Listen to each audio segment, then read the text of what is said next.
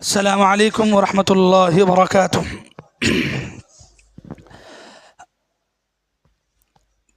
بسم اللہ والصلاة والسلام علی رسول اللہ اما بعد۔ اعوذ باللہ من الشیطان الرجیم، بسم اللہ الرحمن الرحیم۔ وَإِذْ يَمْكُرُ بِكَ الَّذِينَ كَفَرُوا لِيُثْبِتُوكَ أَوْ يَقْتُلُوكَ أَوْ يُخْرِجُوكَ وَيَمْكُرُونَ وَيَمْكُرُ اللَّهُ وَاللَّهُ خَيْرُ الْمَاكِرِينَ۔ اسلامی بھائیوں، نوجوان ساتھیوں، پردے میں بیٹھی عزت مآب خواتین اسلام، اللہ تعالیٰ کا شکر و احسان ہے کہ اللہ تبارک و تعالیٰ ہماری یہ راتیں، یہ تراویح اور یہ دروس بیانات کا سلسلہ مسلسل جاری ہے۔ اللہ تعالیٰ سے دعا کریں کہ اللہ تعالیٰ ہماری تمام عبادتوں کو قبول فرمائے، اللہ تعالیٰ ان عبادتوں کے بدلے ہم سے راضی ہو جائے۔ محترم حضرات و خواتین، رسول اللہ صلی اللہ علیہ وسلم کی زندگی کے بارے میں روزانہ آپ کے سامنے تراویح کے بعد دروس ہو رہے ہیں، جس میں اللہ کے نبی کی زندگی شروع سے لے کر آخر تک سنانے کی کوشش کی جا رہی ہے۔ تو اس میں سے اللہ کے نبی صلی اللہ علیہ وسلم کی زندگی کے اگر 60 × 3 سال ہم مانتے ہیں تو اس میں سے 60 × 3 میں سے اب تک کتنے سال ہو گئے ہیں؟ کتنے ہوئے ہیں؟ 50 پر؟ ہاں، 50 پر 3 ہوئے ہیں۔ باقی بچے کتنے ہیں؟ 10 بچے ہیں، اور یہ 10 مدینے کی زندگی سے تعلق رکھتے ہیں۔ اللہ کے نبی بنائے گئے 40 سال کی عمر میں، نبی بننے کے بعد مکے میں تقریباً 13 سال تک تھے۔ تو وہ 13 سال تک جو ہے کیا ہوا، وہ تمام واقعات کو پچھلے دنوں میں ہم نے پڑھا۔ ابھی آج مکے سے مدینے کی جو ہجرت ہے اللہ کے نبی صلی اللہ علیہ وسلم کی، تو اس بارے میں آپ کے سامنے خلاصہ ہوگا۔ ہجرت کسے کہتے ہیں؟ ہجرت کا معنی ہوتا ہے کہ اگر کسی مسلمان کو کسی علاقے میں رہ کر کے اللہ کی عبادت کرنا مشکل ہے، دین کے بارے میں اس پر ظلم ہو رہا ہے، تو اسلام نے آپ کو یہ اجازت دی ہے کہ آپ وہ علاقہ چھوڑ دیں اور ایسے علاقے کو جائیں جہاں آپ دین پر ثابت قدم رہ سکتے ہیں، دین کے معاملے میں جہاں آپ پر ظلم نہیں ہوتا ہے، تو ویسی جگہ جانے کی آپ کو اجازت دی ہے۔ تو اگر ایک مسلمان اگر یہ کام کرتا ہے کہ اپنے دین ایمان کو بچانے کے لیے کفر کے علاقوں کو چھوڑ کر اسلام کے علاقوں کی طرف آتا ہے، تو یہ سفر ہی ہجرت کہلاتا ہے۔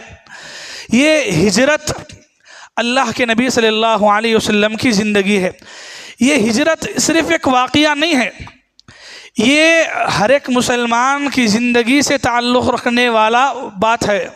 آپ دیکھیں گے مسلمانوں میں اس بارے میں نالج بہت کم ہے۔ آپ بچوں کو خود پوچھ لیں، ہماری اسلامک ہسٹری جو ہے، یعنی ہم مسلمان ہونے کی حیثیت سے ہماری کیا ہسٹری ہے، ہماری کیا تاریخ ہے، اور ہم وہ ہسٹری سے کتنا ہمارے بچے، ہمارے نوجوان جڑے ہوئے ہیں، آپ کو ابھی اندازہ ہو جائے گا۔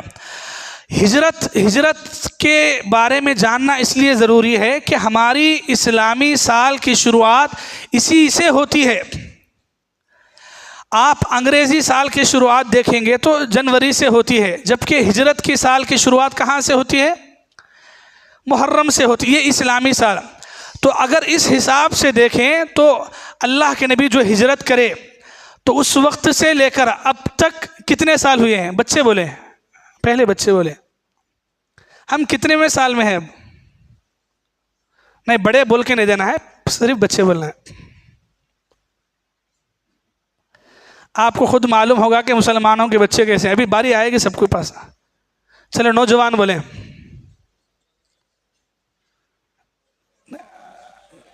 1400 44 45 1440 پر 5. یہ 1440 پر 5 کیا ہے؟ یہ اللہ کے نبی جو ہجرت کرے یعنی مکہ چھوڑ کے مدینہ آئے، تو جس سال اللہ کے نبی مکہ چھوڑ کے مدینہ آئے تو وہ ہجرت کا پہلا سال، تو اس کے بعد سے کاؤنٹنگ شروع ہوتی ہے. تو ویسا ہجرت کر کے جو یعنی ہجرت کا جو واقعہ ہے جہاں سے اسلامک ہسٹری شروع ہوتی ہے، تو آج کو کتنے سال ہوئے؟ 1440 پر 5 سال ہوئے. اسی لیے اکثر بیانوں میں سنتے آج سے 1400 سال پہلے بول کے. تو یہ آج سے 1400 سال پہلے بولے تو مطلب کیا ہے؟ یہی اللہ کے نبی صلی اللہ علیہ وسلم کی یہ زندگی. تو یہ ہجری کے بارے میں جانکاری اس لیے رکھنا ہے کہ ہماری ہسٹری اسلامک سال کے اعتبار سے اس کا آغاز جو ہے ہجرت سے ہوتا ہے. تو یہی وہ ہجرت کا واقعہ ہے مکہ چھوڑ کے مدینہ جانے کا. آخر مکہ چھوڑ کر مدینہ جانے کی ضرورت مسلمانوں کو یا اللہ کے نبی کو کیوں پڑی؟ تو ہم سب جانتے ہیں اور سنے واقعات کہ مکے کے اندر مسلمانوں پہ ظلم کیا گیا. جب بھی کافر اور مشرکوں کو معلوم ہوتا کہ کوئی مسلمان ہوا ہے تو لوگ ہاتھ دھو کے ان کے پیچھے پڑ جاتے. غلام تو غلام، آزاد میں اونچے خاندان والے، یہاں تک کہ اللہ کے نبی کو بھی لوگوں نے نہیں چھوڑا. عام حالتوں میں چھوڑیے، جب عبادت کرتے ہوتے، نماز پڑھتے ہوتے تو یہ ظالموں نے اللہ کے نبی کو حالت نماز میں، سجدے میں بھی ظلم کیا. ایسے واقعات مکے کی زندگی کے بارے میں ہم نے جانا ہے. تو اتنا جب ظلم ہوا تو اللہ تبارک و تعالیٰ نے آپ کو اس بات کی اجازت دی اور مدینہ منتخب کیا گیا. مدینے کی طرف ہی ہجرت کیوں کی گئی؟ دوسرے بھی بہت سارے علاقے ہیں، تو یہ اللہ تعالیٰ نے پسند کیا نبی کے لیے. چنانچہ صحیح بخاری کی روایت ہے، پیارے نبی صلی اللہ علیہ وسلم جو ہے بتاتے ہیں کہ مجھے یہ چیز دکھائی گئی کہ میں مکہ چھوڑ کے ایک ایسی وادی، ایک ایسی جگہ جا رہا ہوں جو نخلات کی جگہ ہے، یعنی کہ مختلف کھجوروں کے درختوں کی جگہ ہے. اور پھر اللہ کے نبی صلی اللہ علیہ وسلم کو بعد میں بتایا گیا کہ آپ کو جو جگہ دکھائی گئی ہے وہی مدینے کی جگہ ہے. تو مدینہ ہی کیوں؟ اس لیے کہ اللہ تبارک و تعالیٰ نے اسی کے بارے میں آپ کو دکھایا کہ آپ کو وہاں جانا ہے. تو اس لیے اللہ کے نبی صلی اللہ علیہ وسلم نے شروعات میں سب سے پہلے مسلمانوں کو ایک کے بعد دیگرے بھیجے. جیسے اس سے پہلے مکے سے جو پہلی ہجرت ہوئی تھی وہ کہاں کی ہے؟ حبشہ پہلی ہجرت ہے. یہ دوسری ہجرت یعنی کہ حبشہ کو بہت کم مسلمانوں کی تعداد گئی تھی، یہاں ایک بڑی تعداد مکہ چھوڑ کے مدینہ جاتی ہے. اور جیسا کہ آپ کو بتایا گیا، اگر ہم اللہ کے نبی صلی اللہ علیہ وسلم کے 3 سال دیکھتے ہیں، نبی بننے کے بعد 10 سال اور اس کے بعد جو 3 سال اللہ کے نبی پوری کوشش کرے مدینے کے اندر اسلام کو پھیلانے کے لیے. اپنے ایک داعی حضرت مصعب بن عمیر رضی اللہ عنہ کو اللہ کے نبی بھیجتے ہیں اور ان کے ذریعے سے اسلام مدینے میں پھیل چکا ہوتا ہے. تو اللہ کے نبی اس کے بعد سن 12 نبوت میں 13 نبوت میں مسلمانوں کو بھیجتے ہیں. حضرت مصعب بن عمیر کے بعد لوگ مسلمان جو ہے مکہ چھوڑ کے مدینہ جاتے ہیں. یہ کوئی معمولی بات نہیں ہے مکہ چھوڑ کر کے مدینہ جانا. یہ ظالم لوگ مکے کے ایسے تھے کہ مکہ چھوڑ کر کے مسلمان اگر مدینے میں جا کے امن کے ساتھ رہ رہے ہیں تو ان کو یہ بھی پسند نہیں تھا. اور اسی کو بنیاد بنا کر کے انہوں نے ظلم کیا. کیسا ظلم کیا معلوم ہے آپ کو؟ ایسا ظلم کیا کہ بیوی کو شوہر سے الگ کر دیا، بچے کو ماں سے الگ کر دیا. تو ایسا انہوں نے یعنی جب کوئی معلوم ہوتا کہ کوئی جانے والے ہیں تو آ کے آڑے پڑ جاتے. چنانچہ ایک پہلا خاندان، پہلا گھرانہ جو ہجرت کے لیے نکلا اور مشرکوں نے رکاوٹ ڈالا وہ ہے حضرت ابو سلمہ رضی اللہ عنہ کا گھرانہ. ابو سلمہ یہ شوہر کا نام ہے، ان کی بیوی کا نام ہے حضرت ام سلمہ رضی اللہ عنہ. ان کا ایک چھوٹا سا ننھا سا بچہ تھا. جب یہ ہجرت کرنے کے لیے مکہ چھوڑ کر کے مدینہ جانے کے لیے مکے سے نکل رہے تھے تو مشرکین آڑے آ گئے اور بولے کہ نہیں جا سکتے ہیں. خاص کر کے ان کے جو گھرانے والے ہیں، جو عورت کی لڑکی والے آئے. آ کے بولے کہ ابو سلمہ اگر تمہیں جانا چاہ رہے ہیں تو جاؤ، یہ ہماری بچی کو لے کے مدینہ نہیں جا سکتے ہیں۔ تو کیا کیا، بچی کو چھین لیا، یعنی کہ ان کی بیوی کو۔ تو ان کی بیوی کو جب چھینا گیا تو ماں ہے، ماں کے ساتھ بچہ بھی ہے، تو ان کے یعنی ابو سلمہ مرد کے خاندان والے بھی آ گئے اور بولے کہ تم اگر تمہاری بیٹی کو چھین لیتے تو ہمارے بچے کو تمہیں کیسا رکھ لیتے، تو بچے کو بھی چھین لیے۔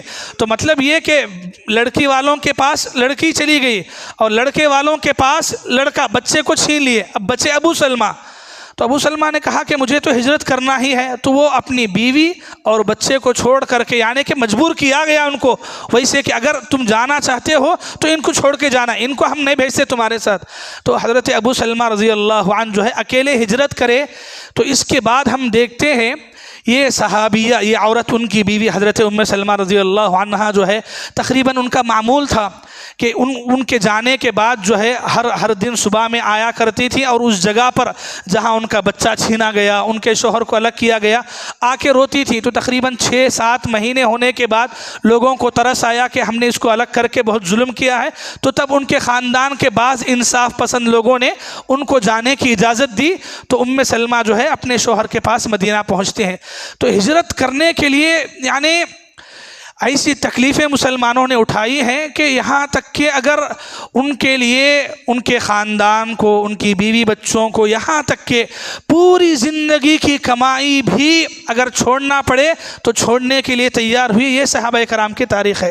حضرت صہیب رومی رضی اللہ عنہ، حضرت صہیب کون ہیں؟ یہ اللہ کے نبی کے ایک صحابی ہیں جو روم کے رہنے والے تھے۔ ان کے نام کے ساتھ ہی یہ نام آتا ہے، حضرت صہیب رومی۔ رومی مطلب ملک روم کے رہنے والے۔ تو جب یہ ہجرت کرنا چاہ رہے تھے تو لوگوں نے آ کے کہا کہ تم روم سے جب مکے کو تجارت کرنے کے لیے آئے تو کچھ بھی نہیں تھا تمہارے پاس، مکے میں آ کے تجارت کرے، پیسہ کمائے، یہ دولت سب ہماری ہے، مطلب یہ کہ تم نے یہاں کمایا ہے، تو یہ دولت تم لے کے کیسے جا رہے ہو؟ تو انہوں نے کہا کہ اگر یہ دولت میں یہاں چھوڑ کے جاؤں گا تو مجھے جانے دو گے؟ تو کہا کہ اگر دولت چھوڑ کے جا رہے تو جاؤ۔ تو انہوں نے جو کچھ زندگی کی کمائی ہوئی پونجی دولت تھی سب چھوڑے اور اکیلے نکل گئے۔ اللہ کے نبی صلی اللہ علیہ وسلم کو یہ جب واقعہ معلوم ہوا اور انہوں نے بعد میں آگے اللہ کے نبی صلی اللہ علیہ وسلم سے آ کر ملاقات کی، تو اللہ کے نبی صلی اللہ علیہ وسلم نے وہ جو جملہ کہا تھا، کہا اللہ کے نبی نے نعم ربح البیع، اللہ کے نبی نے فرمایا کہ اے صہیب تم نے بہت بہترین سودا کیا ہے، بہت بہترین سودا کیا ہے۔ اور انہی کے بارے میں اللہ تبارک و تعالیٰ نے سورہ بقرہ کی یہ آیت نازل کی۔ اللہ نے فرمایا وَمِنَ النَّاسِ مَن يَشْرِي نَفْسَهُ ابْتِغَاءَ مَرْضَاتِ اللَّهِ۔ قرآن کی آیت کا ترجمہ آپ سنیں۔ اللہ نے فرمایا لوگوں میں سے بعض ہوتے ہیں مَن يَشْرِي نَفْسَهُ، جو اپنے نفس کو یعنی اپنے آپ کو بھی بیچنے کے لیے تیار ہو جاتے ہیں، ابتغاء مرضات اللہ، اللہ کو راضی کرنے کے لیے، اللہ کی جنت میں جانے کے لیے اپنا سب کچھ لٹ جائے، ختم ہو جائے، ان کی جان کا مسئلہ بھی آ جائے، دولت کا، خاندان کا، تو قربان کرنے کے لیے تیار ہوتے ہیں۔ تو یہ آیت کریمہ اسی صحابی کے بارے میں نازل ہوئی۔ تو یہ ان کی یہ معمولی بات ہے یہ کہ آدمی اپنی ساری کمائی ہوئی پونجی صرف اس وجہ سے چھوڑنا ہے کہ وہ مکہ چھوڑ کے مدینہ جا رہے ہیں، لیکن وہاں بھی تیار ہو گئے اور کہا کہ نہیں مجھے مدینہ جانا ہے، اپنے دین کو، اپنے ایمان کو بچانا ہے۔ تو یہ ہجرت کی فضیلت کے بارے میں خاص کر کے سورہ آل عمران، سورہ نساء میں بہت ساری آیتیں ہیں۔ تو یہ ہجرت کے بارے میں ایسے بہت سارے واقعات ہیں۔ بہرحال مسلمان ایک کے بعد دیگرے جاتے ہیں مدینہ۔ اللہ کے نبی کو ابھی حکم نہیں ہے مکہ چھوڑ کے مدینہ جانے کا۔ تو ہوا کیا؟ ہوا یہ کہ مکے کے اندر مشرکوں کو اب دھچکا لگا کہ مسلمان لگاتار جا رہے ہیں، تو ہو نہ ہو آج کل میں محمد بھی مکہ چھوڑ کے جائیں گے، تو اس لیے مکہ جانے سے پہلے ان کا کام تمام کر دینا ہے۔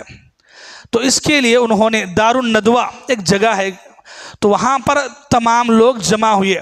یہ واقعہ کہ جمع ہونے کا مقصد کیا تھا؟ اصل میں جمع ہونے کا مقصد تھا اللہ کے نبی کو قتل کرنا، یہ مقصد تھا۔ اور اس مقصد کی خاطر مکے کے جتنے بڑے بڑے مشرک سردار ہیں سب جمع ہوتے ہیں دار الندوہ میں۔ تو یہ واقعہ ہے نبوت کے 14ویں سال کا، مطلب یہ کہ ہجرت کا جو سال شروع ہو رہا ہے تو اس کا پہلا سال ہے۔ اور اگر مہینے کے اعتبار سے دیکھیں تو دوسرا مہینہ کون سا ہے؟ سفر کا مہینہ۔ سفر کے مہینے میں یہ پورے مشرک لوگ جو ہے بیٹھتے ہیں اور مشورہ کرتے ہیں۔ یہ مشورہ یہ کوئی نارمل مشورہ نہیں تھا۔ اسی مشورے کے بارے میں مسند احمد میں، حدیث کی بہت بڑی کتاب ہے، یہ کتاب میں حضرت ابن عباس رضی اللہ عنہما سے روایت ہے کہ ابلیس جو ہے ایک بوڑھے بزرگ انسان کی شکل میں وہ اس مجلس کے اندر آیا، تو لوگوں نے اسے پوچھا کہ تم کہاں کے ہو؟ تو اس نے کہا کہ میں نجد کا بوڑھا آدمی ہوں۔ نجد یہ الگ علاقہ ہے، تو کہا کہ میں نجد کا آدمی ہوں۔ چونکہ حلیہ وغیرہ، بھائی ابلیس ہے، اللہ نے طاقت دی ہے صورت بدلنے کی، جسم بدلنے کی، تو آیا۔ تو لوگوں نے جب اسے پوچھا کہ مقصد کیا ہے، تو کہا کہ مجھے پتہ چلا کہ تم جو ہے محمد کو قتل کرنے کے بارے میں مشورہ کر رہے ہو، مجھے بھی اس سے تکلیف ہے، میں بھی اس میں ساتھ دینا چاہتا ہوں۔ تو لوگوں نے خیر بٹھا لیا اسے۔ تو اب مشورہ تھا کہ اللہ کے نبی کا یہ کام ختم کرنے کے لیے، یعنی دین کا کام کیا کرنا ہے، ایک کو مشورہ دینا ہے۔ ایک نے کہا، ولید پہلے اٹھے اور اس نے مشورہ دیا کہ ہم ایسا کریں گے، محمد الرسول اللہ کو کیا کرنا ہے، گھر کے اندر قید کرنا ہے اور دروازہ بند کر دینا ہے۔ اب دروازہ بند کر کے ان کا کھانا پانی سب بند کر دینا ہے، تو چند دن رہیں گے، ایسے ہی بعد میں تڑپ کے مر جائیں گے۔ تو یہ جو ابلیس شیخ نجدی کی شکل میں آیا تھا بوڑھے انسان کی، اس نے کہا کہ یہ جو اگر تم یہ کام کرو گے، روم کے اندر بند کر کے لاک کر دیے، کھانا پانی بند کر دیے، تو ان کے جو ساتھی یعنی کہ صحابہ کرام ہیں، وہ ان سے ایسی محبت کرتے ہیں کہ وہ اپنی زندگی کو ہلاکت میں ڈال کے بھی ان کو باہر نکال لیں گے، کسی نہ کسی طریقے سے پھوڑ کے، کود کے، توڑ کے، کسی نہ کسی طریقے سے باہر نکال لیں گے، اور باہر نکالیں گے تو پھر بعد میں تمہاری خیریت نہیں ہوگی۔ تو یہ مشورہ ترک کر دیا گیا۔ دوسرے نے مشورہ دیا، کہا کہ ہم ایسا کریں گے کہ یہ سر درد مکے میں نہ ہو، مکے سے بھگا دیں گے اور کہہ دیں گے کہ آئندہ مکے میں داخل نہیں ہونا ہے۔ تو ابلیس نے کہا کہ اگر مکے سے بھگا دیں گے تو اس کی زبان یعنی رسول اللہ کی زبان اتنی میٹھی ہے، یہ جہاں بھی جائیں گے لوگوں کو اپنے گرویدہ کریں گے، اپنے قریبی کر لیں گے، لوگ ان پر ایمان لائیں گے، اور وہاں جا کے وہ اپنا ایک لشکر بنائیں گے اور پھر تم پہ حملہ کریں گے، تو یہ بھی بے فائدہ ہے۔ تو اس کو بھی ترک کیا گیا۔ اب ابو جہل نے کہا کہ ہم ایسا کریں گے، مکے کے جتنے بڑے بڑے قبیلے ہیں، ہر قبیلے کے ایک طاقتور نوجوان کو لینا ہے، اور نوجوانوں کو لے کر کے رات میں اللہ کے نبی کا گھر کے اطراف گھیر لینا ہے، اور ان کے ہاتھوں میں ایک تیز دھاری دار تلوار دینا ہے۔ جیسے ہی اللہ کے رسول رات میں نکلیں گے باہر، تو ایک ساتھ ٹوٹ پڑ کے سب مل کے ختم کر دینا ہے، قتل کر دینا ہے۔ اگر ایسا کریں گے تو اللہ کے نبی کے گھر والے یعنی بنو ہاشم کے لوگ کس سے بدلہ نہیں لیں گے، اس لیے کہ کس سے بدلہ لیں گے، یہ قبیلے والا نہیں، ہر قبیلے کا ایک نوجوان ہے، تو کس قبیلے والے سے بدلہ لیں گے، تو بدلہ نہیں لے سکتے، تو ہم کچھ مال دولت دے کے جو ہے ان کو بچ جائیں گے۔ تو یہ مشورہ ابو جہل نے کیا۔ تو ابلیس نے کہا کہ یہ ہوئی نہ بات، یہ ہے مشورہ۔ تو اس کا مشورہ تیار کیا گیا، اور اسی حساب سے مکے کے بڑے بڑے قبیلوں کے 11 نوجوانوں کو تیار کیا گیا، جو اللہ کے نبی کو قتل کرنے کے لیے جو ہے تیار ہوئے۔ یہ ادھر پلاننگ ہوئی سفر کے مہینے میں یہ پوری پلاننگ ہوئی، اور یہ پلاننگ ہوئی اسی دن حضرت جبرائیل علیہ السلام فوراً اللہ کے نبی کے پاس آتے ہیں، اور ان کی پوری پلاننگ جو کچھ ہوئی اس کے بارے میں اللہ کے نبی کو وحی اتارتے ہیں، کہتے ہیں کہ آپ کے قتل کی کوششیں کی جا رہی ہیں، اس وجہ سے اللہ تعالیٰ نے آپ کو مکہ چھوڑ کے مدینہ ہجرت کرنے کا حکم دیا ہے۔ اور پھر ساتھ میں یہ بھی کہا کہ آپ جب رات کو اپنے گھر میں سوئیں تو اپنا جو معمول بستر ہے وہ بستر پہ نہ سوئیں، وہاں کسی اور کو سلا دیں، تو آپ اس بستر پہ نہ سوئیں۔ یہ حکم بھی حضرت جبرائیل علیہ السلام نے دیا۔ اللہ کے نبی صلی اللہ علیہ وسلم فوراً حضرت جبرائیل علیہ السلام کی جب یہ باتیں آپ کو بتائی جاتی ہیں اور پتہ چلتا ہے کہ مکے کے مشرکوں نے آپ کو قتل کرنے کا پلان بنایا ہے، تو فوراً باہر نکلتے ہیں حضرت ابوبکر رضی اللہ عنہ سے ملنے۔ وقت ایک دم دوپہر کا تھا، اللہ کے نبی کبھی اس وقت میں حضرت ابوبکر سے ملنے نہیں گئے. تو حضرت ابوبکر رضی اللہ عنہ گھر میں تھے. اللہ کے نبی جب گھر پر پہنچے تو حضرت ابوبکر رضی اللہ عنہ ڈر گئے, بولے کہ اے اللہ کے نبی سب خیریت تو ہے, کچھ بڑا ماجرا ہوا ہے, کچھ مسئلہ ہوا ہے. تو اللہ کے نبی نے کہا کہ نہیں ابوبکر, آپ سے کچھ بات کرنا ہے. اگر گھر کے اندر کوئی ایسی جگہ ہے جو ہمارے لیے سیف ہے کہ کوئی بات نہ سن سکے تو ہم وہاں بیٹھ کے بات کریں گے. حضرت ابوبکر رضی اللہ عنہ ایک کمرے میں لے گئے اور وہاں بات چیت کی. حضرت ابوبکر رضی اللہ عنہ سے اللہ کے نبی نے کہا کہ اللہ تعالیٰ نے مجھے مکہ چھوڑنے کا حکم دیا ہے اور پھر مدینہ جانے کا بھی حکم, یعنی کہ ہجرت کا حکم ملا ہے.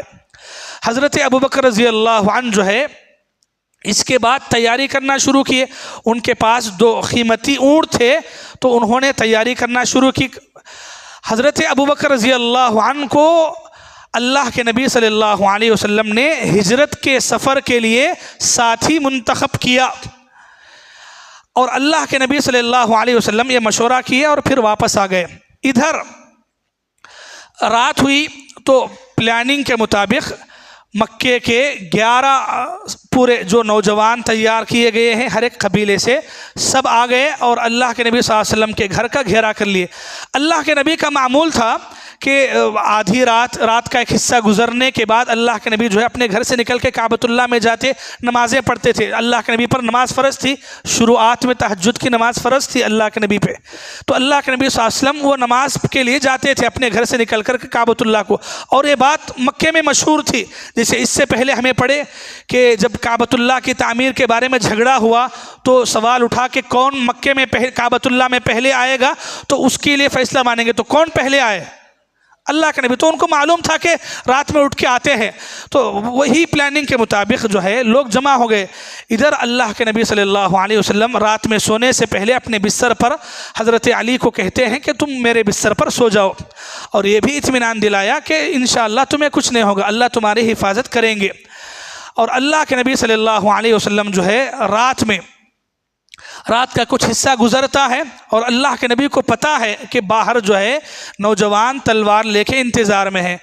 اللہ تبارک و تعالیٰ کی مدد کیسے آتی ہے اور ایمان و یقین کیسا ہے آپ دیکھیں. اللہ کے نبی صلی اللہ علیہ وسلم باہر نکلتے ہیں, سورہ یاسین کی یہ آیت کریمہ پڑھتے ہوئے وَجَعَلْنَا مِن بَيْنِ أَيْدِيهِمْ سَدًّا وَمِنْ خَلْفِهِمْ سَدًّا فَأَغْشَيْنَاهُمْ فَهُمْ لَا يُبْصِرُونَ. معنی یہ ہے, اللہ نے فرمایا وَجَعَلْنَا مِن بَيْنِ أَيْدِيهِمْ سَدًّا, ہم نے ان کے آگے, یعنی جو لوگ مشرک قتل کرنے کے لیے آ کے رکے ان کے آگے ہم نے ایک دیوار کھڑی کر دی. وَمِنْ خَلْفِهِمْ سَدًّا, ان کے پیچھے بھی ہم نے ایک دیوار کھڑی کر دی. فَأَغْشَيْنَاهُمْ, اور ہم نے ان کو اندھا بنا دیا. فَهُمْ لا يبصرون, وہ نہیں دیکھ پا رہے تھے اللہ کے نبی کو. اور پھر اللہ کے نبی صلی اللہ علیہ وسلم جو ہے اپنے ہاتھ میں مٹھی سے جو ہے تھوڑی مٹی لیتے ہیں اور اچھال دیتے ہیں, تو مٹی ان کے چہروں پہ پڑتی ہے. یہ ایک معجزہ ہے. یعنی پورے اتنے سارے افراد ہیں تو ایک مرتبہ اگر اچھالیں گے تو کیسے جائے گی, قرآن پڑھیں گے تو معلوم ہوگا. سورہ انفال میں اللہ تعالیٰ نے اس واقعے کو بیان کیا تو فرمایا وَمَا رَمَيْتَ اذ رمیت ولکن اللہ رما. اللہ اکبر. اللہ نے کہا کہ جب آپ نے مٹھی بھر مٹی پھینکی تو در حقیقت وہ آپ نے نہیں بلکہ اللہ تعالیٰ نے اس کو ان کے چہروں تک ڈال دیا, پہنچا دیا. ولکن اللہ رما, لیکن اللہ تعالیٰ نے ان کو وہاں تک پہنچا دیا. تو اس طریقے سے اللہ کے نبی صلی اللہ علیہ وسلم دشمنوں کے گھیرا کرنے کے باوجود صحیح سلامت وہاں سے نکل گئے اور سیدھا حضرت ابوبکر رضی اللہ عنہ کے گھر پہنچے. حضرت ابوبکر تیار تھے. حضرت ابوبکر رضی اللہ عنہ کے گھر کے پیچھے کی جو کھڑکی تھی تو اس کھڑکی سے یہ دونوں حضرت ابوبکر رضی اللہ عنہ اور اللہ کے نبی صلی اللہ علیہ وسلم نکل گئے. نکل کے کہاں گئے؟ نکل کے غار ثور کو گئے. تو یہ پہلے نکل گئے, یہاں تک یاد رکھیے. ادھر کی حالت دیکھیں, حضرت علی رضی اللہ عنہ سو رہے ہیں, آرام کر رہے ہیں. صبح کا وقت ہوتا ہے تو جیسے تیاری ہوتی ہے تو ویسے ہی انہوں نے تھوڑا, ابھی رات کا اندھیرا تھا تو یہ لوگ فوراً حملہ کرنے کے لیے پہنچتے ہیں. جیسے ہی بستر اٹھایا تو دیکھا کہ علی ہے. پوچھا, حملہ تو نہیں کیا, کسی نے حملہ نہیں کیا, وہاں نقصان نہیں پہنچایا کسی نے. بستر ہٹایا تو دیکھا کہ علی ہے.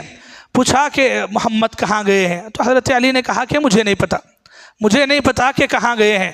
تو اب وہ سب جتنے جمع ہو گئے تھے سب کے ہوش اڑ گئے، اتنی رات بھر انتظار کیے کہ نکلیں گے تو ختم کریں گے، اور یہاں دیکھے تو نہیں ہیں، تو غصے میں تھے، تو گھسیٹ کے لے کے گئے حضرت علی رضی اللہ عنہ کو، کعبۃ اللہ لے کے گئے اور وہاں قید کرے، بھندا اور پوچھے، مارتے گئے، پوچھتے گئے کہ کہاں ہے بتاؤ، کہاں گئے ہیں بتاؤ۔ حضرت علی نے کچھ بھی نہیں کہا۔ جب ان کو لگا کہ یہ نہیں منہ کھولیں گے تو پھر بعد میں ان کو چھوڑ دیا، اور پھر ان میں کے بعض لوگ، خاص کر کے ابو جہل جو ہے، حضرت ابو بکر رضی اللہ عنہ کے گھر کو جاتا ہے، پتہ ہے کہ اللہ کے نبی اگر کہیں گئے ہیں تو ابو بکر کو پتہ ہوگا۔ حضرت ابو بکر رضی اللہ عنہ کے گھر کو جاتا ہے، دروازہ مارتے ہیں دستک، تو حضرت اسماء، حضرت ابو بکر کی بیٹی ہیں، حضرت اسماء رضی اللہ عنہا، حضرت عائشہ کی بہن، حضرت اسماء آتی ہیں، دروازہ کھولتی ہیں۔ ابو جہل پوچھتا ہے کہ تمہارے باپ کہاں ہیں؟ تو حضرت اسماء کہتی ہیں کہ مجھے نہیں پتہ۔ تو ابو جہل کمینہ جو ہے غصے میں آ کر کے اس زور سے تھپڑ مارتا ہے کہ ان کے جو کان کی بالی تھی، سننے کی بالی، وہ نیچے گر جاتی ہے، تو مارتا ہے اور پھر وہاں سے نکل کے آ جاتا ہے۔ جواب ملتا ہے کہ نہیں ہے، تو پھر وہاں سے نکل کر کے آ جاتا ہے ابو جہل اور پورے۔ اور اس کے بعد مکے میں آ کر اعلان کر دیا جاتا ہے کہ اگر مکے کا کوئی بھی آدمی دونوں میں سے کسی ایک کو یا دونوں کو زندہ یا مردہ پکڑ کے لائے گا تو ہر ایک کے بدلے میں 100 اونٹ تحفے میں ملیں گے، ہر ایک کے بدلے میں 100 اونٹ تحفے میں ملیں گے۔ یہ اعلان لالچ کے انداز میں کر دیا گیا، تو اب لوگ یہاں سے ڈھونڈنا شروع کر دیے، نکلے۔ ادھر اللہ کے نبی صلی اللہ علیہ وسلم غار ثور کو پہنچتے ہیں۔ دیکھیے، ایک ہوتا ہے ایمان، توکل، اللہ کی ذات پہ بھروسہ، دوسرا ہے اسباب، ذریعے کو اپنانا، اسباب کو اپنانا، اور منصوبہ بندی جسے ہم بولتے ہیں پلاننگ، فیوچر پلاننگ جسے بولتے ہیں، منصوبہ بندی۔ یہ اللہ کے نبی، یہ ہجرت کا جو واقعہ ہے، بے شمار نصیحتیں اس میں ہیں۔ ایک بہت بڑی نصیحت کیا ہے؟ اللہ کے نبی صلی اللہ علیہ وسلم جو ہے جس طریقے سے نکلتے ہیں، مکمل اس میں ایک تنظیم ہوتی ہے، ایک ترتیب ہوتی ہے، اور جس طریقے سے اللہ کے نبی نے سیٹ کیا، وہ ہر ایک کے لیے جو ہے یاد رکھنے، اپنی زندگی میں اس کو لاگو کرنے کی ضرورت ہے۔ ایسا نہیں کہ اللہ کا حکم ہے نکل گئیں گے اللہ تعالیٰ حفاظت کرے گا، نہیں ہے، بلکہ کس طریقے سے پلاننگ ہوتی ہے آپ دیکھتے جائیں۔ پہلے اللہ کے نبی صلی اللہ علیہ وسلم مکے سے نکلتے ہیں، سمجھے کہ یہ مکہ ہے، یہ پورا مکہ ہے، یہاں مکہ ہے سمجھے۔ مدینے کا رستہ، مکے سے مدینے کا رستہ جانے کا جو رستہ ہے وہ شمال کی جانب ہے، شمال کی جانب اگر آپ نکلیں گے تو مکے سے مدینے کو جانے کا راستہ ہے۔ یہ عام راستہ ہے جو مکے سے مدینے کو لوگ جاتے ہیں، سفر وغیرہ کرتے ہیں۔ اللہ کے نبی صلی اللہ علیہ وسلم جب مدینہ جانا چاہے، رات میں نکلے تو یہ راستے پہ نہیں گئے، بلکہ غار کی طرف گئے، اور وہ غار بھی کہاں ہے؟ پیچھے کی طرف۔ یہ شمال ہے تو یہ جنوب، جنوب کے راستے میں اللہ کے نبی، یعنی کہ ایک دم اپوزٹ سائڈ جو ہے اللہ کے نبی صلی اللہ علیہ وسلم غار میں جاتے ہیں اور غار میں جا کے چھپتے ہیں۔ اور پلاننگ یہ ہوتی ہے کہ یہ غار کے اندر 3 دن رکنا ہے۔ کتنے دن؟ 3 دن تک غار میں رکنا ہے، اس لیے کہ اگر ڈائریکٹ نکل گئے تو مکے میں اعلان ہوا ہے اور اللہ کے نبی کو معلوم تھا کہ مکے والے تو نہیں چھوڑیں گے، تو اگر ڈائریکٹ اللہ کے نبی نکل جاتے یہ بھروسے کہ اللہ مدد کرے گا تو نہیں، ایسا نہیں ہے، بلکہ پلاننگ ہے کہ 3 دن تک رکنا ہے۔ وہ لوگ 1 دن ڈھونڈیں گے، 2 دن، 3 دن، اس کے بعد کم سے کم تھوڑا تھکیں گے، وہ تھوڑا تھک ہار کے بیٹھیں گے تو اس کے بعد نکلنا ہے۔ یہ 3 دن، یہ 3 دن تک کیسے رہیں گے غار میں، اس کے لیے کیا تیاری ہے؟ تو یہاں آپ کو 2-3 نام یاد رکھنا ہے۔ ایک نام ہے حضرت ابو بکر رضی اللہ عنہ کے بیٹے، جن کا نام ہے عبداللہ، حضرت عبداللہ بن ابو بکر رضی اللہ عنہ کے بیٹے ہیں، یہ ایک نام ہے۔ دوسرا آپ کو جو نام یاد رکھنا ہے وہ ہے عامر بن فہیرہ،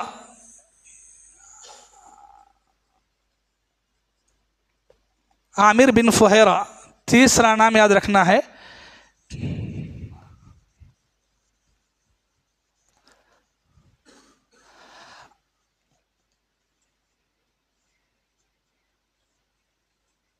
عبداللہ بن اریقط۔ یہ 3 نام۔ ایک ہے حضرت ابو بکر رضی اللہ عنہ کے بیٹے عبداللہ، ان کا کام کیا تھا؟ اللہ کے نبی اور حضرت ابو بکر 3 دن تک غار میں ہیں، تو ان کا کام یہ تھا، ایک تو کھانا لانا، اس لیے کہ غار میں اکیلے ہیں. تو اللہ کے نبی صلی اللہ علیہ وسلم اور حضرت ابوبکر رضی اللہ عنہ تک کھانا پہنچانا اپنے گھر سے، اور ساتھ میں یہ بھی ان کی ذمہ داری تھی. مکے میں تھے تو مکے میں دن بھر جو ہے پھرنا، ادھر ادھر دیکھنا، اور کیا کیا بات چیت ہو رہی ہے، کیا ہنگامہ ہو رہا ہے، کیا پلاننگ مکے والے کر رہے ہیں، تو ساری رپورٹ جو ہے دن میں نہیں، رات میں. جب رات ہوتی ہے، مغرب کا وقت ہوتا ہے، سورج ڈھل جاتا ہے، ڈوب جاتا ہے، رات شروع ہونے پہ حضرت عبداللہ کیا کرتے تھے، کھانا پانی وغیرہ توشہ لے کے نکل جاتے. اللہ کے نبی غار تک پہنچتے اور پہنچ کر کے کھانا وغیرہ دے کے مکے کے کیا حالات ہیں اللہ کے نبی صلی اللہ علیہ وسلم کو سنا دیتے تھے. ٹھیک ہے. یہ دوسرے ہیں عامر بن فہیرہ. یہ کون ہے؟ یہ حضرت ابوبکر رضی اللہ عنہ کے غلام ہیں، حضرت ابوبکر کے غلام ہیں. ان کا کام کیا تھا؟ بکریاں لے کے جانا، بکریاں چرا کر کے لے کے مکے سے بکریاں چرا کر کے غار ثور تک لے جانا ان کا کام تھا. بکریاں لے جانے کا کام کس وجہ سے؟ ایک مقصد تو یہ تھا بکریوں کا دودھ پینا ایک مقصد تھا. دوسرا مقصد یہ تھا، یہ جو عبداللہ مکے سے نکل کے غار ثور کو جا رہے ہیں تو آنے جانے میں ان کے جو قدموں کے نشانات پڑ رہے ہیں، پیروں کے نشانات، تو وہ نشانات مٹا دینا. اگر بکریاں چلیں گے تو نشانات رہیں گے نہیں. تو آپ سوچیں گے کہ بھئی نشانات مٹانے واسطے بکریاں کیا؟ تو عرب کے لوگ اتنے ہوشیار تھے کہ قدم کے نشانات دیکھ کے بول سکتے تھے کہ کون گزرا ہے یہاں سے. اونٹوں کے نشانات دیکھ کے بولتے تھے، اونٹوں کے نشانات، کہ یہ اونٹ کون سا اونٹ ہے، کہاں کا اونٹ ہے، کس علاقے کا، کس ملک کا اونٹ ہے. آپ کو حیرت ہوگی، وہ مینگنیاں ہوتے نا جانوروں کے، تو ان کو دیکھ کر بتاتے تھے عرب کے لوگ کہ کس قبیلے کا اونٹ ہے. اس کو دیکھ کر کے اتنے چالاک، اتنے ہوشیار کہ ان کو دیکھ کے اندازہ لگاتے تھے کہ یہ کس قبیلے کا اونٹ ہے، کون سے قبیلے والے کیا کھلاتے ہیں، تو ان کی غلاظت کیسی ہوتی ہے اس کا بھی اندازہ. تو اتنی زیادہ چالاکی عربوں کے پاس. تو اس وجہ سے عامر بن فہیرہ کا کام تھا کہ بکریاں لے جانا اور بکریوں کا دودھ بھی پہنچانا ہے، اور یہ جو آنے جانے کے راستے میں عبداللہ کے جو نشانات ہیں تو وہ نشانات ختم کر دینا ہے، اور مکے والوں کو لگے کہ کوئی انسان گزرا ہی نہیں ہے. تو اس طریقے سے یہ دوسرے ہیں. تیسرے ہیں عبداللہ بن اریقط. یہ عبداللہ بن اریقط کون ہے؟ یہ ایک ابھی مشرک ہیں، یہ بعد میں بہت آگے چل کر کے مسلمان ہوتے ہیں، ابھی تو مشرک ہیں. ان کا کام کیا تھا؟ 3 دن اللہ کے نبی نے ان کو پہلے بتایا تھا کہ ہم 3 دن رکیں گے غار میں. 3 دن کے بعد یہ ابوبکر رضی اللہ عنہ کے جو اونٹ تیار کیے گئے ہیں وہ اونٹ لے کے غار ثور کے پاس آ جانا، وہاں سے ہم نکل جائیں گے. تو یہ عبداللہ بن اریقط مشرک ہے، لیکن اس کا ٹیلنٹ یہ تھا کہ یہ راستوں کے شارٹ کٹ کو جانتا تھا. اور اللہ کے نبی صلی اللہ علیہ وسلم چاہتے تھے کہ مکے سے مدینہ جانے کے لیے جو عام راستہ ہے اس راستے سے نہیں جانا ہے، وہ راستہ چھوڑ کے ایک دوسرے راستے سے جانا ہے، کیوں ایک عام روٹین راستے سے جائیں گے تو پکڑے جائیں گے. تو اس لیے، اور یعنی جو جنگلات سے، ساحلی علاقوں سے جو جاتے ہیں تو اس کی چالاکی اس کو تھی، اور اللہ کے نبی صلی اللہ علیہ وسلم نے اس کو معاوضہ اجرت کے بدلے میں اس کو بات کی تھی. یہاں ایک بات آپ یاد رکھیں، یہ ابھی مشرک ہے، یہ اللہ کے نبی صلی اللہ علیہ وسلم کے جو اخلاق ہے وہ مکے بھر میں مشہور ہے. اس کے باوجود یہ مشرک ہو کر بھی اللہ کے نبی صلی اللہ علیہ وسلم کے ساتھ دیا. کتنی بڑی بات ہے معلوم ہے؟ کہاں سوچنا آپ کو، ایک جگہ سوچنا ہے. مکے میں اعلان ہوا، دونوں میں سے ایک کو بھی اگر پکڑ کے لائیں گے تو 100 اونٹ. اسے اجرت پہ اللہ کے نبی بولے، کیا اللہ کے نبی اسے اجرت میں راستہ دکھائے سچ کو کیا 100 اونٹاں دیتے تھے؟ بہت کم معاوضہ ہے وہ، تو ایک دم کم معاوضہ ہے. اس کے باوجود اس نے یہ 3 دنوں میں کبھی نہیں بتایا کسی کو کہ دونوں غار میں چھپے ہیں. یہ جو بھروسہ ہے نہیں، یہ عرب کے اندر ایک بات یہ تھی کہ اگر کوئی بات دے دیتا تو بات کا اتنا پکا، مشرک ہو کے، اللہ اکبر، مسلمان ہو کے نہیں ہوتے ہیں، مشرک ہو کے اتنی بات کا پکا، 100 200 اونٹ انعام کا اعلان ہونے کے، یہ تو بات پہلے طے تھی، بعد میں انعام کا اعلان کیا گیا. تو انعام کی لالچ میں آ کے بول سکتا تھا لیکن نہیں بولا. بولنا کیا ہے، بلکہ اس نے آ کر پورا اللہ کے نبی صلی اللہ علیہ وسلم کا 3 دن بعد ویسے ہی ساتھ دیا. تو یہ اللہ کے نبی صلی اللہ علیہ وسلم کے جو غار ثور میں چھپنے کا واقعہ ہے، تو اس واقعے میں آپ کو 3 نام یاد رکھنا ہے. ایک حضرت ابوبکر رضی اللہ عنہ کے بیٹے، دوسرے ابوبکر کے غلام، اور تیسرے راہگیر، راہ بتانے والا، سفروں کے بارے میں جس کے پاس جانکاری ہے راستوں کا، تو یہ عبداللہ بن اریقط۔ یہ تینوں اس واقعے سے، غار ثور کے واقعے سے جڑے ہیں، ٹھیک ہے۔ یہ تین ناموں کو سمجھنے کے بعد اور یہ 3 دنوں کی بات چیت، جو ان کا جو بھی مسئلہ ہے، انہوں نے اپنی ذمہ داری کو ادا کیا۔ ادھر مکے کے مشرک کفار لوگ جو ہے اعلان کر دیے ہیں، لوگ ڈھونڈنے نکلے ہیں، تو یہاں لوگ نکل گئے، انعام کی لالچ میں کیا ہے نکل گئے سب۔ تو مکے کے بعض مشرک جو ہے ڈھونڈتے غار تک آتے ہیں اور اتنے قریب آتے ہیں کہ غار کے اوپر جب چل رہے ہوتے ہیں تو ان کے قدموں کی آہٹ، آواز جو ہے سنائی دیتی ہے، اللہ کے نبی کو سنائی دیتی ہے اور حضرت ابوبکر رضی اللہ عنہ کو بھی سنائی دیتی ہے۔ تو حضرت ابوبکر رضی اللہ عنہ جو ہے اپنے بارے میں، بلکہ اپنے بارے میں سے بڑھ کر کے اللہ کے نبی صلی اللہ علیہ وسلم کے بارے میں خوف کیا۔ حضرت ابوبکر رضی اللہ عنہ شروع سے آپ دیکھیں گے، یہ سفر جب سے شروع ہوا اس وقت سے انہوں نے اللہ کے نبی صلی اللہ علیہ وسلم کو کس طریقے سے سواری سے دیکھیں، سواری یہ کوئی معمولی سواری نہیں تھی، انہوں نے بہت اچھے طریقے سے وہ قیمتی جانور رکھا سواری کے لیے۔ اور پھر غار کے اندر جب آئے تو مشہور واقعہ ہے کہ غار کے اندر اللہ کے نبی داخل ہونے سے پہلے بتائے تھے کہ اے اللہ کے نبی آپ تھوڑا باہر رکے، میں جا کے غار میں دیکھتا ہوں، تو جا کے دیکھے، صاف کرے، ہر جو بھی سوراخ تھا وہاں اپنا تہبند وغیرہ جو بھی کپڑا ہے بند کر دیے۔ 1-2 سوراخ بند تھے تو سوچا کہ اب کچھ بھی نہیں ہے بند کرنے کے لیے، بلا لیں گے اللہ کے نبی کو، بلا لیے باہر کھڑا کے، کتنی دیر تکلیف دینا ہے، تو بلا لیے۔ اللہ کے نبی اندر آ گئے اور آ کے ان کے یعنی کہ یہاں پر جو اللہ کے وسلم آرام کر رہے تھے، تو حضرت ابوبکر رضی اللہ عنہ کی جو 2 ایڑیاں ہیں وہ 2 سوراخوں پر بند کر کے رکھ دیے تھے، تو اندر سے کوئی زہریلے جانور نے کاٹ لیا۔ حضرت ابوبکر رضی اللہ عنہ جو ہے اللہ کے نبی کو اٹھانا بھی مناسب نہیں سمجھا، اللہ اکبر، اٹھانا بھی مناسب نہیں سمجھا۔ جب کافی درد ہوا تو حضرت ابوبکر رضی اللہ عنہ کے آنسو جب اللہ کے نبی پر گرتے ہیں تو اللہ کے نبی صلی اللہ علیہ وسلم اٹھتے ہیں، پوچھتے ہیں کہ کیا ماجرا ہے، تو کہتے ہیں کہ کسی جانور نے ڈس لیا ہے، زہریلے نے۔ تو اللہ کے نبی صلی اللہ علیہ وسلم اپنا لعاب، اپنا تھوک جو ہے اس جگہ پر لگاتے ہیں اور پھر تکلیف نہیں ہوتی ہے۔ یہ ایک معجزہ ہے اللہ کے نبی صلی اللہ علیہ وسلم کا۔ تو یہاں بھی دیکھیں حضرت ابوبکر رضی اللہ عنہ اپنی جان سے بڑھ کر کے خیال کر رہے ہیں، تو یہاں بھی حضرت ابوبکر رضی اللہ عنہ کا ڈر ہوتا ہے کہ لوگ اتنا قریب آ گئے ہیں کہ ان کے چلنے کی آواز، قدموں کی آواز آ رہی ہے۔ تو اس موقع پر اللہ کے نبی صلی اللہ علیہ وسلم نے یہ آیت تلاوت کی، الا تنصروه فقد نصره الله اذ اخرجه الذين كفروا ثاني اثنين اذ هما في الغار اذ يقول لصاحبه۔ اللہ کے نبی نے حضرت ابوبکر کو تسلی دیتے ہوئے کہا کہ اے ابوبکر، کیا تم یہ سوچ رہے ہو کہ ہم 2 ہیں تو ہمارا کیا ہوگا، دشمن دیکھ لے گا، پکڑ لے گا؟ نہیں، ہم دونوں نہیں ہیں، وہ دونوں کے بارے میں آپ کیا خیال کرتے ہیں جن کا تیسرا اللہ ہے، یعنی اللہ کی مدد ان کے ساتھ ہے۔ تو جب تیسرے اللہ ہے اور اللہ کی مدد ہے ساتھ میں تو پھر آپ کو نہیں ڈرنا ہے۔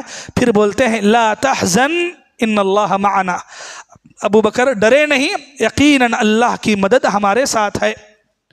اور اللہ تعالیٰ کی مدد آئی بھی ویسے ہی۔ سیرت کی جو کتابیں ہیں، سیرت کی کتابوں میں اس واقعے میں اتنی بات معتبر طریقے سے لکھی گئی ہے کہ اگر جو لوگ وہاں پہنچے غار کے اوپر، اتنے قریب آ گئے کہ اگر ان میں سے کوئی ایک اپنے پاؤں کی طرف نیچے بھی دیکھتا تو ابو بکر نظر آتے، تو اتنا قریب تک۔ تو وہ ادھر دیکھ رہے تھے، ادھر دیکھ رہے تھے، دور تک دیکھ رہے تھے، لیکن یہ نیچے نہیں دیکھ رہے تھے۔ یہ کیا ہے، وہی اللہ تعالیٰ جب نیچے آنکھوں کو اندھا کر دے تو انسان نہیں دیکھ سکتا، تو اللہ تبارک و تعالیٰ نے ویسی مدد کی۔ اللہ کے نبی صلی اللہ علیہ وسلم اور حضرت ابوبکر رضی اللہ عنہ بالکل سیف رہے۔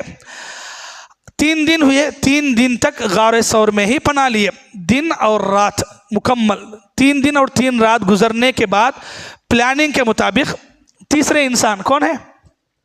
عبداللہ بن اریقط، جو راستہ دکھانے والے ہیں، 2 سواریاں لے کر کے اللہ کے نبی صلی اللہ علیہ وسلم کے پاس پہنچتے ہیں۔ تو اس کے بعد مکے سے جو غار ثور ہے، غار، تو یہاں سے نکلتے ہیں۔ سفر کے لیے 4 لوگ ہوتے ہیں، 2 اللہ کے نبی اور ابو بکر ہیں، اور 2 کون ہیں؟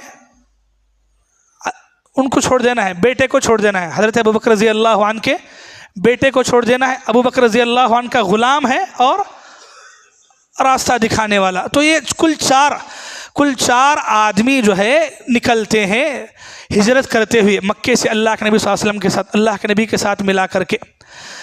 جب مکے سے نکلتے ہیں تو یہاں بھی وہی مسئلہ کہ اس راستے سے نہیں نکلتے ہیں جو راستہ عام ہے، مشہور ہے، بلکہ خفیہ طریقوں سے، جو خفیہ راستے ہیں، اندرونی راستے، تو ان راستوں سے نکلتے ہیں۔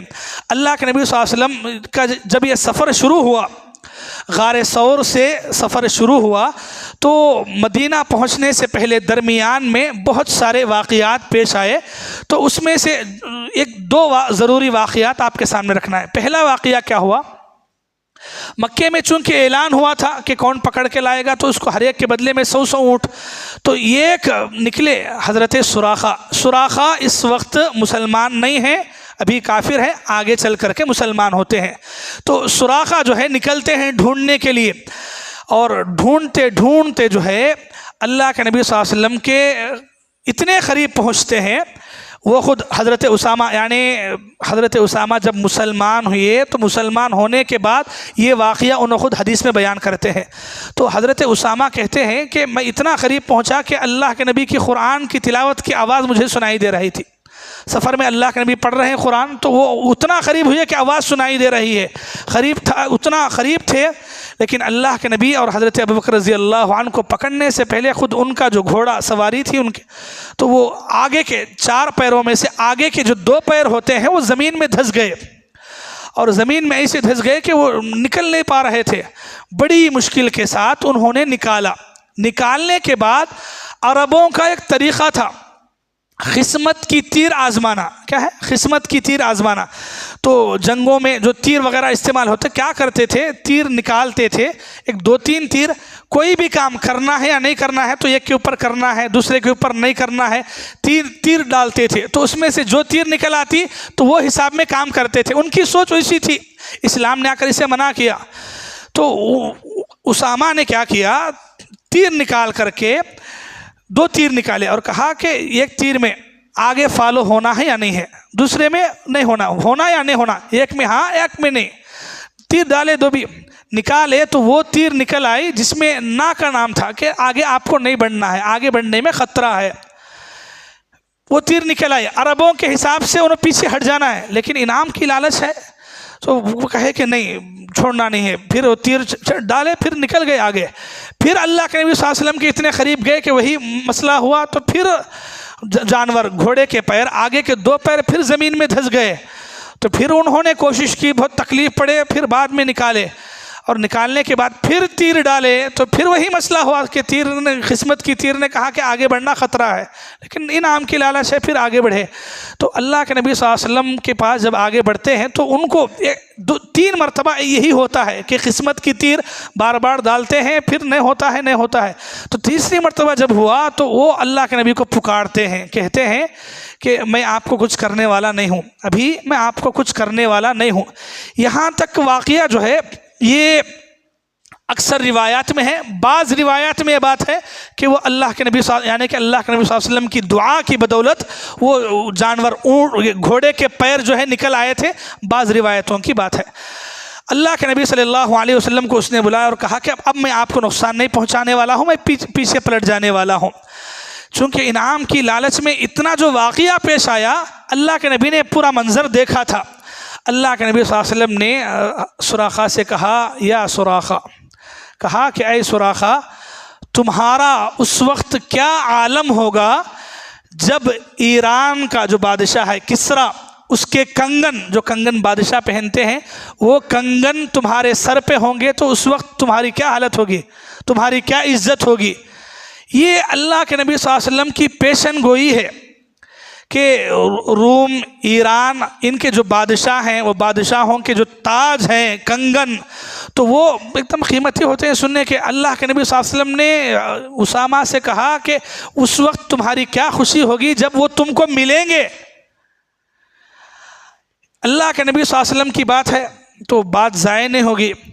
تو اللہ کے نبی صلی اللہ علیہ وسلم کے انتقال ہوا تو آگے حضرت عمر رضی اللہ عنہ کی زندگی میں، حضرت عمر رضی اللہ عنہ جب روم، ایران، دنیا کے بڑے بڑے ملکوں کو فتح فتح کرنے کے بعد یہ بادشاہوں کے کنگن حضرت عمر کے پاس آئے تھے، تو حضرت عمر اللہ کے نبی کی اسی بات کا لحاظ رکھتے ہوئے حضرت اسامہ کو بلائے اور بلا کے کہا، حضرت اسامہ اس وقت تک مسلمان ہو چکے تھے، تو بلا کے اللہ کے نبی صلی اللہ علیہ وسلم کی یہی بات یاد دلاتے ہیں، اللہ کے نبی نے یہ بات تمہارے لیے کہی تھی کہ ایران کے کسرا کے کنگن تمہارے سر پہ ہوں گے، تو یہ لیجئے، یہ تمہارے کنگن ہے، اس کے حقدار تم ہے۔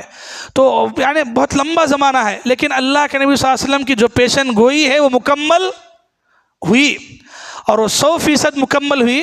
تو یہ اللہ تعالیٰ دینا چاہیں تو ایسا دیتے ہیں۔ وہ 100 اونٹوں کی لالچ میں نکلے تھے، لیکن اللہ تعالیٰ نے جب دیا تو سونے کنگن دیا اللہ تبارک و تعالیٰ نے۔ تو اس طریقے سے اسامہ کا یہ واقعہ یہیں تک کمپلیٹ ہوتا ہے۔ اس کے بعد وہ اپنی، چونکہ ان کی بات تھی تو ویسے ہی وہاں سے نکل کے واپس چلے گئے۔ اللہ کے نبی آگے بڑھے، اللہ کے نبی تھوڑا آگے بڑھے تو ایک جھوپڑی یعنی کہ کٹم نظر آیا اللہ کے نبی صلی اللہ علیہ وسلم کو۔ تو وہاں گئے تو دیکھا کہ ایک عورت ہے جن کا نام ہے ام معبد ان کا نام ہے۔ تو وہ عورت وہاں ہے گھر کے اندر جھوپڑی میں، اور کچھ بھی جانور نہیں ہے۔ اللہ کے نبی اور حضرت ابوبکر رضی اللہ عنہ جو یہاں رکے تھے، مسئلہ یہ تھا کہ بھوک لگ رہی تھی، پیاس لگ رہی تو کچھ بھی نہیں تھا، تو پوچھا کہ کچھ کھانے پینے کے لیے ہے کیا؟ تو انہوں نے کہا کہ کھانے کے لیے کچھ نہیں ہے، پینے کے لیے بکریوں کا دودھ ہوتا تھا، لیکن وہ بکریاں بھی اب چرنے کے لیے گئی ہیں تو کچھ بھی نہیں ہے۔ تھوڑا دور پہ دیکھا تو انہی کے گھر کے تھوڑی دوری پہ جو ہے ایک بکری تھی۔ تو اللہ کے نبی نے پوچھا کہ وہاں ایک بکری ہے نا، تو اس کا دودھ مل سکتا ہے کیا؟ تو انہوں نے ام معبد نے کہا کہ وہ تو مریل قسم کی بکری ہے، اس سے دودھ آتا ہی نہیں ہے، تو دودھ نہیں ہے تو وہ اس کا دودھ آپ کو نہیں مل سکتا۔ تو اللہ کے نبی نے کہا کہ اگر آپ اجازت دیں گے تو ہم اس کا دودھ نکال لیں گے۔ تو ام معبد نے کہا کہ دودھ ہی نہیں ہے، اگر آپ نکالنا چاہتے ہیں تو کس طریقے سے نکالنا چاہیں گے، نکال لیجئے۔ اللہ کے نبی صلی اللہ علیہ وسلم گئے، بسم اللہ آپ نے پڑھا، اپنے مبارک ہاتھوں سے آپ نے ہاتھ لگایا، تو اس کے بعد اللہ تعالیٰ نے یہ معجزہ دکھایا کہ اللہ کے نبی صلی اللہ علیہ وسلم جو برتن لے کے گئے تھے بکری تک، تو برتن پورا بھرا۔ اللہ کے نبی پہلے خود پینے سے پہلے وہ عورت کو ام معبد کو دیتے ہیں، وہ خود پیتی ہے۔ اس کے بعد یہ جو غلام حضرت ابوبکر کا غلام اور سفر کا جو ساتھی ہے، ان دونوں کو پلاتے ہیں، اور پھر آخری میں اللہ کے نبی پیتے ہیں۔ مکمل پینے کے بعد پھر وہ برتن لے جا کے پھر دودھ نکال کے، بھرا ہوا دودھ لا کر کے پھر رکھ کے واپس نکل جاتے ہیں۔ تو ان کا جو شوہر ہے بکریاں چرانے کے لیے باہر گیا ہوا تھا، جب واپس آیا تو حیران، کہا کہ ام معبد یہ کہاں سے آ گیا ہے؟ مطلب کوئی جانور ہے ہی نہیں ہے ہی ایک بکری، وہ بھی مریل قسم کی، مدھیڑ قسم کی بکری ہے، وہاں سے کیوں، کیسے ہوا؟ تو ام معبد جو ہے اللہ کے نبی، ان کو نہیں پتا کہ اللہ کے نبی ہے، اللہ کے نبی کے حلیے کے بارے میں بتاتی ہے کہ آنے والا کون تھا، کیا واقعہ ہوا، کیا ماجرا ہوا، اس کے ہاتھوں سے کیا معجزہ ہوا، دودھ کا یہ پورا واقعہ بتاتے ہوئے اللہ کے نبی کے حلیے کے بارے میں کہ ایک انسان آیا تھا جس انسان کے بال، چہرہ، پیر، ہاتھ ایسا تھا، تو یہ بتاتی ہے اور شاعرانہ انداز میں بتاتی ہیں۔ آپ یقین مانیں کہ حضرت یہ جو ام معبد ہیں بعد میں مسلمان ہوتی، انہوں بھی، ان کے شوہر بھی مسلمان ہوتے ہیں، تو ان کا جو حلیہ ہے وہ سیرت کی کتابوں میں اللہ کے نبی کے حلیے کے بارے میں معتبر باتیں ہیں جو انہوں نے اس وقت غور کر کے دکھایا۔ تو یہ ایک واقعہ ہوا۔ اللہ کے نبی صلی اللہ علیہ وسلم نکل گئے یہاں سے، نکل کر کے ابھی مدینہ پہنچنا ہے۔ مدینہ پہنچنے سے پہلے ایک جگہ ہے جہاں آج مسجد قباء ہے، مسجد قباء آج ہے وہاں پر۔ تو آج کے حساب سے اگر آپ دیکھیں گے تو مسجد قباء مدینہ کے اندر ہے، وہ زمانے کے حساب سے مدینہ الگ ہے اور مسجد قباء الگ ہے۔ تو اللہ کے نبی مدینہ پہنچنے سے پہلے مسجد قباء کے پاس رکتے ہیں، اور یہ مسجد قباء، یہ جو مسجد ہے، اس مسجد کی بنیاد خود اللہ کے نبی ڈالتے ہیں۔ قرآن مجید میں اللہ تعالیٰ نے سورہ توبہ میں اس کا ذکر کیا، فرمایا لَمَسْجِدٌ أُسِّسَ عَلَى التَّقْوَى مِنْ أَوَّلِ يَوْمٍ، کہ وہ مسجد جس کی بنیاد تقوی پر رکھی گئی ہے۔ تو یہ اسلامی تاریخ میں یہ سب سے پہلی مسجد تھی جو اللہ کے نبی صلی اللہ علیہ وسلم جس کی بنیاد رکھے، مسجد قباء کی۔ اور یہاں سفر کے دوران اللہ کے نبی صلی اللہ علیہ وسلم یہاں رکے، یہاں کے لوگوں کو اسلام کی دعوت دی، وہاں کے لوگ مسلمان ہوئے، ان کو اسلام کے طریقے اللہ کے نبی نے سکھائے، اور تقریباً 14 دنوں تک اللہ کے نبی صلی اللہ علیہ وسلم یہاں ہے۔ چلے، سفر کب شروع ہوا تھا؟ پلاننگ کب ہوئی تھی؟ ہاں تھوڑا پیچھے جانا ہے۔ سفر کے مہینے میں، تو سفر کے مہینے میں پلاننگ ہوئی قتل کرنے کی، پھر وہاں نکلے تو اللہ کے نبی صلی اللہ علیہ وسلم قباء اور مدینہ پہنچنے تک ربیع الاول کا مہینہ آ گیا۔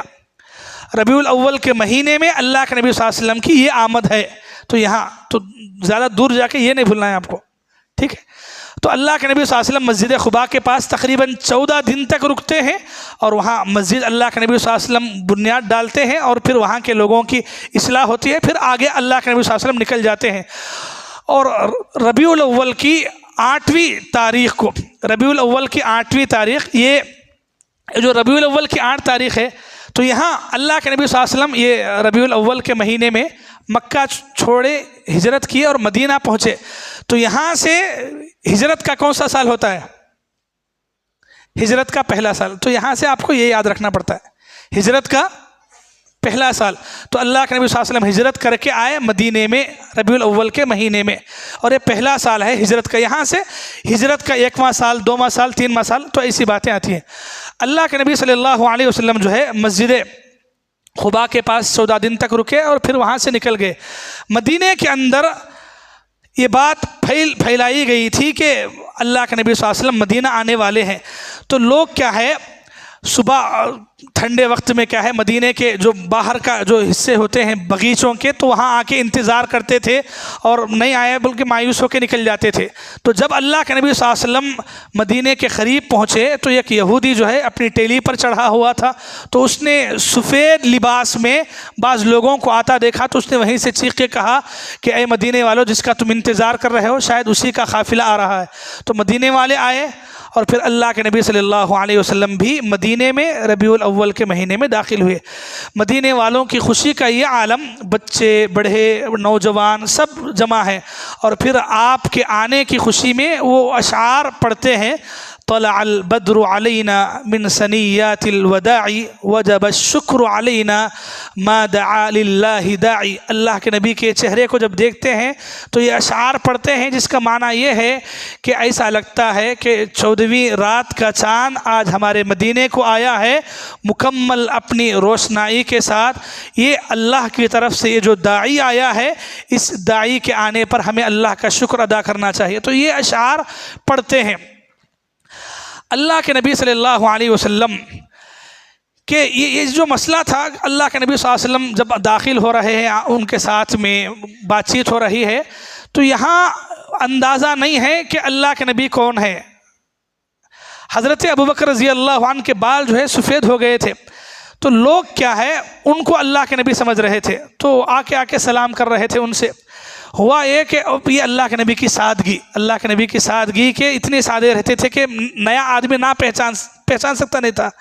حضرت ابوبکر رضی اللہ عنہ کیا کرے، جب دھوپ تھوڑا تیز ہوئی تو حضرت ابوبکر رضی اللہ عنہ اٹھے اور اپنی جو چادر تھی تو وہ اللہ کے نبی پر سایہ کیے، دھوپ نہیں پڑنا بلکہ۔ تو تب لوگوں کو پتہ چلا کہ نبی یہ نہیں ہے، نبی یہ ہے۔ تو لوگوں نے اللہ کے نبی صلی اللہ علیہ وسلم کا استقبال کیا، اور اس کے بعد مدینے میں یہ عالم تھا کہ ہر کوئی وہ جو اونٹ کی جو رسی ہوتی ہے نکیل، تو اس کو پکڑ کے اپنے گھر کے پاس لے کر جانا چاہ رہے تھے۔ تو اللہ کے نبی صلی اللہ علیہ وسلم نے اس وقت کہا دعوها فإنها مأمورہ، کہا اللہ کے نبی نے کہ اس کو چھوڑ دو، یہ معمور ہے۔ معمور مطلب اس کو حکم دیا گیا، یہ جہاں بیٹھے گی وہاں میرا ٹھکانہ، تو تم گھسیٹنے کی ضرورت نہیں ہے۔ چھوڑ دیا لوگوں نے۔ یہ اونٹنی جو ہے اللہ کے نبی صلی اللہ علیہ وسلم کو لے کر کے اس جگہ پر بیٹھتی ہے جہاں آج مسجد نبوی ہے۔ اونٹنی بیٹھتی ہے، اللہ کے نبی صلی اللہ علیہ وسلم نیچے نہیں اترے ابھی، اونٹنی پھر اٹھتی ہے، اٹھ کر کے پھر تھوڑا آگے جاتی ہے اور پھر یو ٹرن لے کے پھر آ کے وہیں بیٹھتی ہے۔ تو اللہ کے نبی صلی اللہ علیہ وسلم کہتے ہیں کہ یہ جگہ ہمارا رکاؤ ہوگا۔ تو قریب ہی دونوں کا گھر تھا، ایک حضرت ابو ایوب انصاری کا، ایک حضرت اسعد بن زرارہ رضی اللہ عنہ کا، یہ دونوں کا گھر تھا۔ ایک نے کیا کیا، حضرت ابو ایوب نے کیا کیا، اونٹ کے اوپر بیٹھنے کے واسطے یہ رکھتے، تو اسے بولتے کجاوا، بیٹھنے کے واسطے، ٹیکا لگانے کے واسطے، تو ایک دم بناتے دیکھیں نا پرانے زمانے میں لوگ بیٹھنے واسطے اونٹوں پہ کیسا بناتے۔ تو وہ حضرت ابو ایوب کیا کرے، اللہ کے نبی کے اونٹ کا جو یہ تھا پورا، وہ اٹھا کے لے کے اپنے گھر چلے گئے۔ حضرت اسعد بن زرارہ جو ہے، انہوں اللہ کے نبی کے اونٹ کو رسی پکڑے اور لے کے گئے۔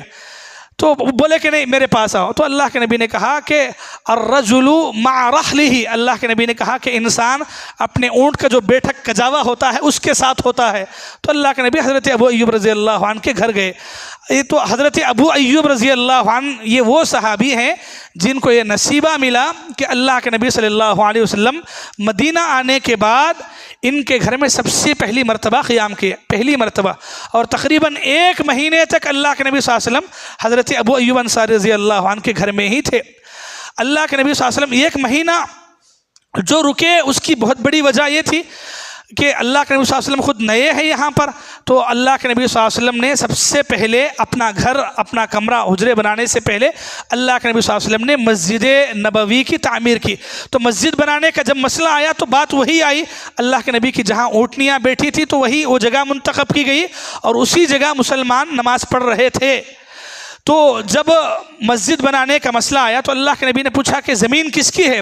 تو لوگوں نے بتایا کہ 2 یتیم بچوں کی ہے. تو اللہ کے نبی نے ان کو بلایا، کہا کہ یہ زمین جو ہے ہم مسجد کے لیے رکھنا چاہ رہے ہیں. تو یتیم بچوں نے کہا کہ ہم آپ کو تحفے میں دیں گے. تو اللہ کے نبی نے کہا کہ نہیں، آپ خود یتیم ہیں تو ہم آپ کو قیمت دیں گے. اور اللہ کے نبی نے قیمت دی. اللہ اکبر. یتیم بچے خود بولے کہ نہیں آپ لے لیں، لیکن اللہ کے نبی صلی اللہ علیہ وسلم کے اخلاق تھے کہ وہ خود یتیم بچے ہیں. تو یتیم بچوں کا اگر مفت میں زمین کھا جائیں گے تو بچوں کی زندگی کا کیا ہوگا؟ ہاں، یہ اللہ کے نبی صلی اللہ علیہ وسلم کی اخلاق تھے. تو اللہ کے نبی صلی اللہ علیہ وسلم نے اس کی قیمت کا معاوضہ ادا کیا. اور پھر اللہ کے نبی نے اسی جگہ پر آج جہاں مسجد نبوی ہے، یعنی اندر کا حصہ، جو لوگ حج یا عمرے کو گئے ہیں تو ان کو اندازہ ہوگا اندر کا جو حصہ ہے تو وہ حصہ جو باقی رکھا گیا تو وہ بنیاد وہی بنیاد ہے. بنیاد پلرس وغیرہ اللہ کے نبی صلی اللہ علیہ وسلم کے زمانے میں جو عمارت جس جگہ پر رکھی گئی آج بھی مسجد نبوی اسی بنیادوں پر ہے. باقی پھیلاؤ توسیع وہ ہوتی گئی، وہ اس کا کوئی مسئلہ نہیں، لیکن مسجد نبوی آج بھی وہی ہے جہاں اللہ کے نبی صلی اللہ علیہ وسلم نے کام کیا تھا. تو مدینہ میں آنے کے بعد اللہ کے نبی صلی اللہ علیہ وسلم نے یہ مسجد نبوی کی تعمیر کی. پہلے اللہ کا گھر بنایا، پھر مسجد بننے کے بعد جو ہے اپنے 2 کمرے بنائے اللہ کے نبی نے. اللہ کے نبی کی اس وقت کتنی بیویاں ہیں؟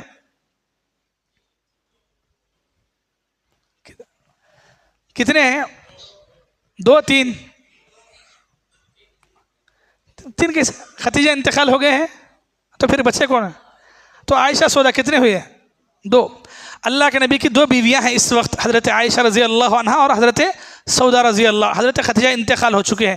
تو یہ 2 بیویوں کے لیے اللہ کے نبی مسجد نبوی سے متصل جو ہے 2 الگ الگ کمرے بناتے ہیں. مسجد نبوی کی جو اس وقت تعمیر ہوئی تھی وہ مٹی اور کچی دیواروں کے ذریعے سے اور سلاب کے طور پر جو ہے کھجور کی جو شاخیں ہوتی ہیں تو وہ شاخیں جو ہے ڈال دیے گئے تھے اور نیچے جو ہے ریت اور کنکر جو ہے ڈال دیا گیا تھا. تو اس طریقے سے مسجد نبوی کی پہلی تعمیر ہوئی. اللہ کے نبی نے پہلے اللہ کا گھر بنایا، اس کے بعد حجروں کی طرف اللہ کے نبی نے توجہ دی. تو مدینے میں آنے کے بعد یہ جو حضرت ابو ایوب کے گھر میں 1 مہینے تک اللہ کے نبی رکے تھے تو اس 1 مہینے میں مسجد نبوی کی بھی تعمیر ہوتی ہے اور پھر یہ حجروں کی بھی تعمیر ہوتی ہے. یہ تعمیر ہونے کے بعد اللہ کے نبی صلی اللہ علیہ وسلم اپنے گھر کو جو ہے شفٹ ہوتے ہیں. تو مدینے میں آنے کے بعد مسجد نبوی کی تعمیر یہ سب سے پہلا کام ہے جو رسول اللہ نے خود اپنے ہاتھوں سے کیا. صحابہ بھی تھے اور اللہ کے نبی صلی اللہ علیہ وسلم بھی ان کے ساتھ میں تھے. تو یہیں تک آج کو ختم کرتے ہیں انشاءاللہ. پھر مدینے میں آنے کے بعد اللہ کے نبی صلی اللہ علیہ وسلم کس طریقے سے آگے بڑھے تو آئندہ کل انشاءاللہ گفتگو ہوگی. آخری بات، جتنا واقعہ آپ کے سامنے رکھا گیا ہے وہ واقعہ مختلف حدیثوں میں ہے، حدیث کی الگ الگ کتابوں میں ہے. مسند احمد میں ہے، صحیح مسلم میں ہے، صحیح بخاری میں ہے. ہم نے جو واقعہ آپ کے سامنے رکھا ہے صحیح بخاری میں الگ الگ جگہ یہ واقعہ ہے. مثال کے طور پر صحیح بخاری میں حدیث نمبر 2209 پر 7 میں یہ واقعہ ہے. صحیح بخاری میں ہی حدیث نمبر 3905 میں بھی یہ واقعہ ہے. صحیح بخاری میں ہی حدیث نمبر 5807 میں بھی یہ واقعہ ہے. تو یہ تفصیلات ہیں. تو تفصیلات جو الگ الگ روایتوں میں ہے تو انہی روایتوں کا خلاصہ میں نے آپ کے سامنے پیش کیا ہے. تو ایسا نہیں ہے کہ من گھڑت قصے کہاں سے لائے ہیں، ایسا نہیں ہے. حدیثوں کے جو کتابوں میں جو احادیث جو الگ الگ ہیں یہ یعنی ایک ہی جگہ نہیں ہے، الگ الگ حدیثوں میں ایک ایک بات ایک ایک حدیث میں ملتی ہے. تو اسی کا خلاصہ جو ہے آپ کے سامنے رکھا گیا ہے. دعا ہے رب العالمین سے اللہ تعالیٰ مجھے بھی آپ سبھی کو رسول اللہ کی زندگی کو ہر ایک مسلمان پڑھنے سمجھنے اور اتنے بہترین رسول رسول کے بارے میں دنیا والوں تک اس رسول کی صحیح تصویر پہنچانے کے اللہ تعالیٰ رسول کے اخلاق کا صحیح معیار دنیا والوں تک، غیر مسلموں تک اتنے بہترین رسول رحمت کی سیرت کو پہنچانے کے اللہ تعالیٰ ہم تمام کو توفیق عطا فرمائے۔ آمین ثم آمین وآخر دعوانا ان الحمدللہ رب العالمین۔ آپ کے لیے چائے کا انتظام ہے، چائے پی کے مسجد کے اندر آ جائیں اور انفرادی اپنی اپنی عبادتوں میں بیٹھ جائیں۔ 2:45 کو وتر ہوگی، وتر کے بعد تمام کے لیے سحری کا انتظام بھی کیا گیا ہے۔ دعا پڑھ کے اٹھیں۔ سبحانک اللہم بحمدک اشہد ان لا الہ الا انت استغفرک واتوب